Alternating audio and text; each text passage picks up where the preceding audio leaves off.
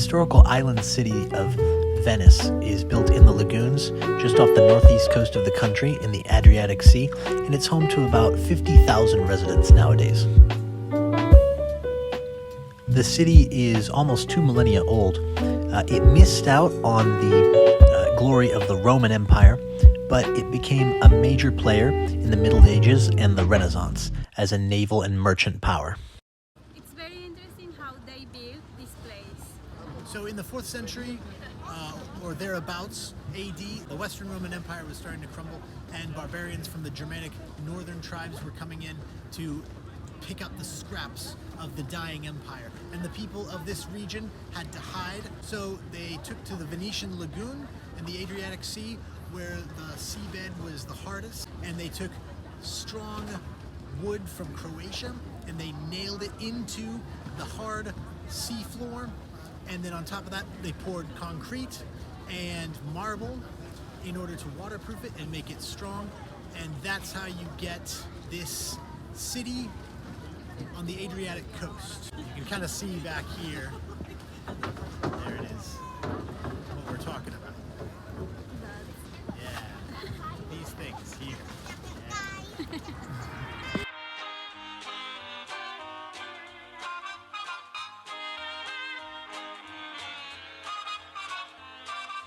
Because it's on an island, you'll have to come from Mestre to the island of Venice.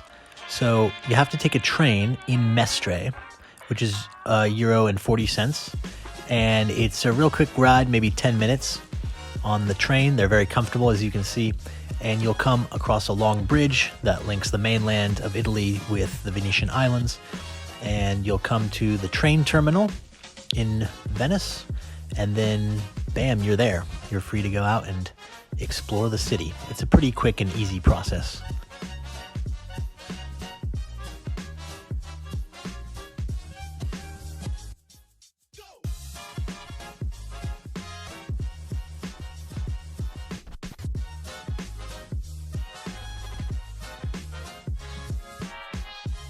So one of the best things to do in Venice is to just walk around the streets and explore the different canals and plazas around the island. It's a pretty small island, so you can spend just hours walking around. As you walk around, you'll notice a lot of these little wells. These were used to collect rainwater for drinking.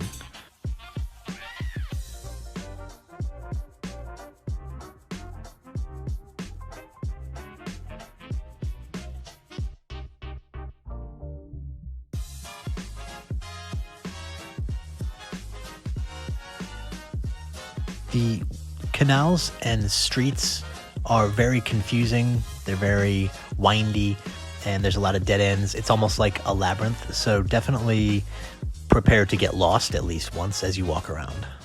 So the layout of the city is very unconventional.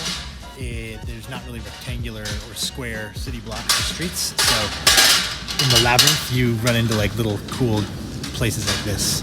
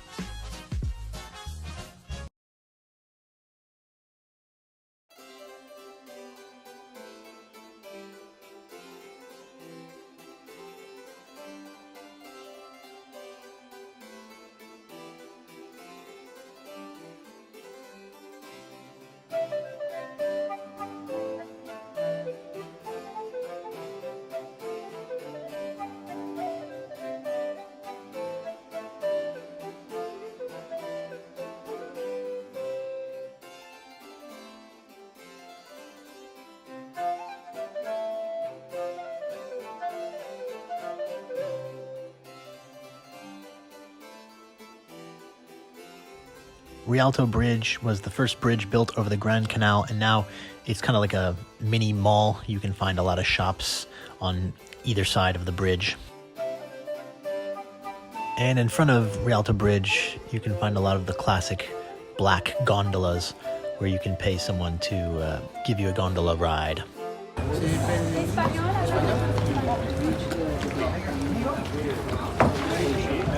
And when you will do some steps,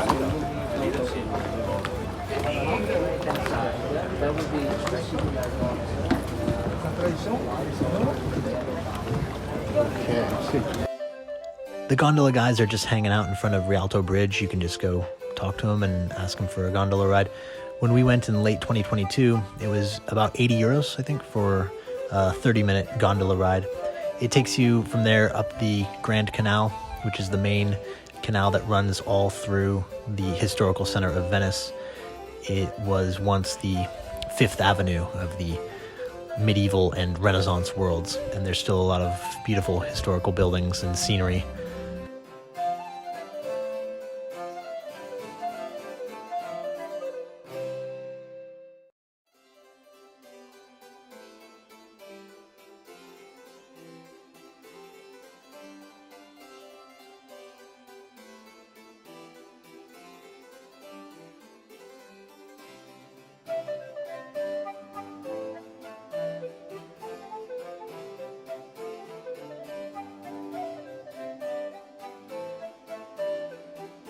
And of course, as you pass under Rialto Bridge, it is a well-known tradition that you have to kiss your partner as you go under.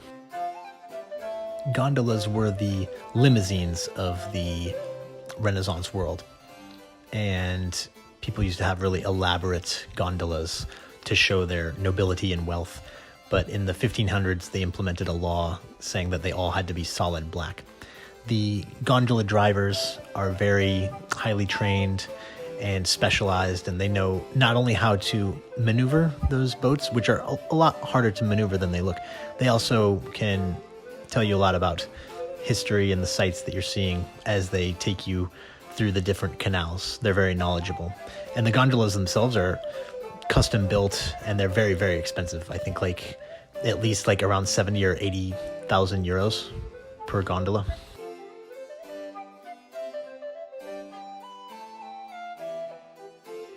The south coast of the island has the neighborhood of San Marco, which is where you'll find the Piazza San Marco. And behind us you can see the Basilica of San Marco.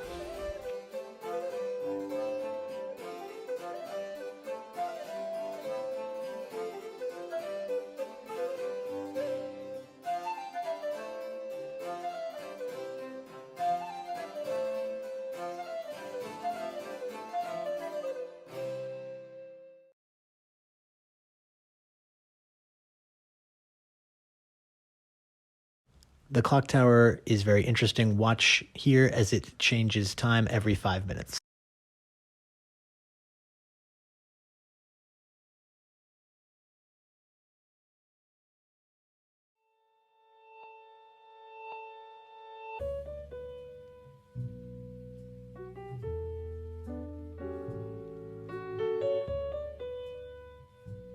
So you may be wondering why they're so obsessed with Saint Mark. It's because in, I think, the 9th century, a contingent of Venetians went to Alexandria, Egypt, and they stole the body of Saint Mark and brought it here to this basilica in order to gain clout for the city of Venice.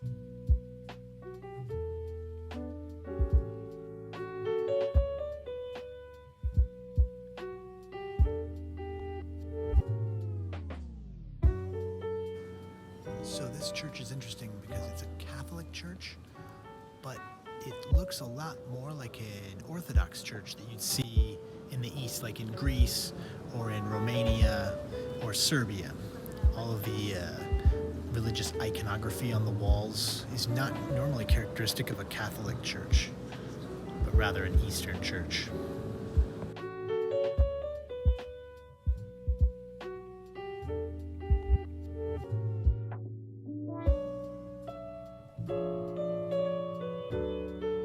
On the left of the screen here, you can see the Doge's Palace. That's where the Doge, or leader of Venice, once resided.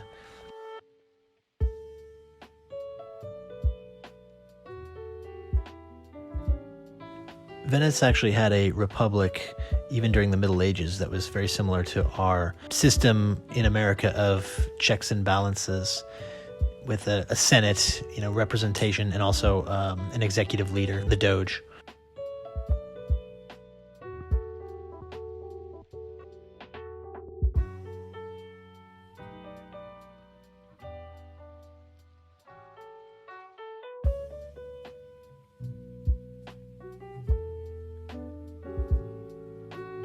The Bridge of Sighs is another beautiful bridge. It was where they used to transport prisoners who would sigh in desperation. With the marshes protecting Venice, they became a powerful naval force in the Middle Ages, and the Venetian arsenal is where they produced a lot of their naval vessels that protected the trade routes that Venetian merchants used to use in the Adriatic and the Mediterranean seas.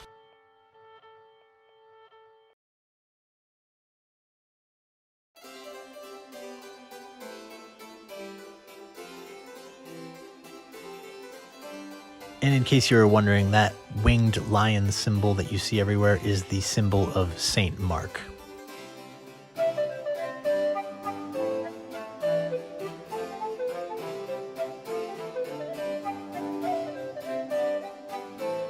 Venice is also home to the Venice Carnival, which is kind of like an Italian Mardi Gras, or carnival that you'd find in Brazil or Colombia.